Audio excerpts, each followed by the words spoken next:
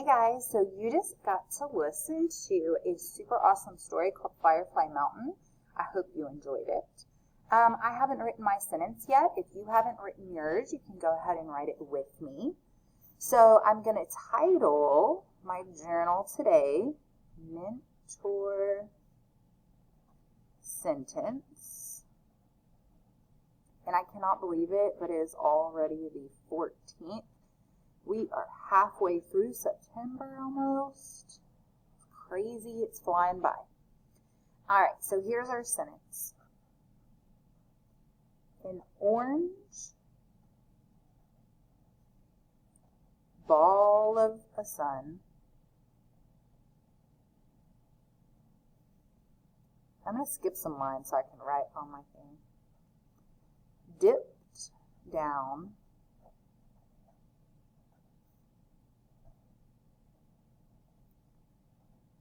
behind the orchard, painting the sky pink and red behind it. All right, so if you need to pause and finish writing yours, finish writing yours. And then if you haven't already, I want you to try to find a couple of verbs. There's 2 verbs in here that are very vivid. Okay, they are showing a really good picture of this action, and they're just really cool words. Okay, they're not boring at all. Okay, so if you haven't done that yet, pause it because I'm about to tell you what they are, and I don't want to spoil the surprise. All right, so like I said, our focus this week are those verbs. So the first thing I have to find is my subject, okay, the subject of my sentence, or the noun that's going to be doing these actions. All right, so first off, I notice an orange ball of sun. Okay, so really, an orange ball of sun, that is my whole subject, but the simple subject is the sun. Okay, so this is the subject of our sentence. So once I find the subject, I can ask, what is the sun doing?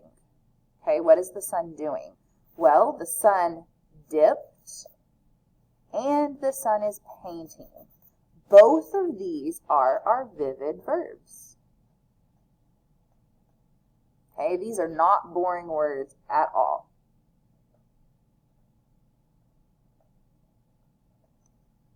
All right, so those are my vivid verbs. When you need to, later this week, imitate the sentence, you're going to be coming up with some vivid verbs.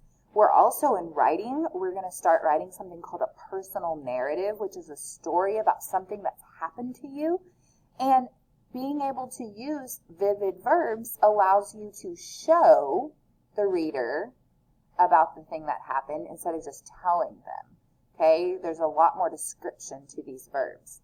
And we're going to talk about how to change just boring verbs into more exciting ones. All right? I promise we will do that together. I won't just make you do it. All right. So that's the main thing I want us to focus on. Something else that I want you later this week to try to imitate is this right here where it says painting the sky pink and red behind it. Now, why this is special, this is a type of figurative language. Last week we talked about a simile. This week we have said that the sun is actually painting the sky. Well, the sun is not a person. It's not a human. It can't really paint, but we've given it those qualities of a human, okay, and those traits of a human being able to do that. And so that is something, it's called a personification. It even has the word person in it, and that's how I always remember what a personification is, because it's the qualities of a person. So personification. So we gave the sun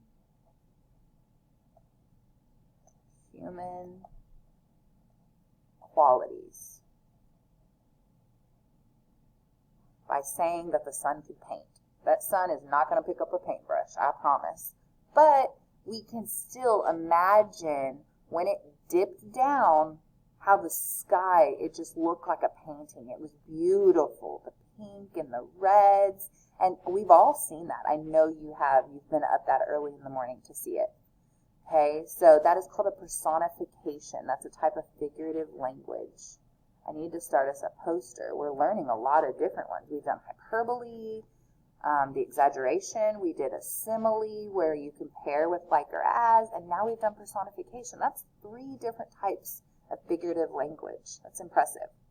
So those are the 2 main things that I really want you to focus on. Something else I want to point out, not as important, but it's still something I noticed that we haven't talked about yet. Right up here, it says an orange ball. So why can I not just say a orange ball of sun? Okay, there's a special rule of when to use the word an instead of a. Okay, and it's because, look, the next word right here is a vowel. It starts with the vowel, orange. Anytime you're going to decide whether to use a or an, if the next word starts with a vowel, you're going to use an. Okay, so that's just a little thing to kind of remember when we talk about grammar. That's important.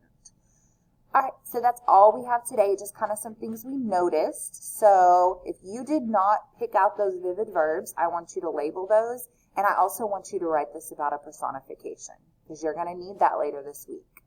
All righty, see you tomorrow for our next part of our mentor sentence.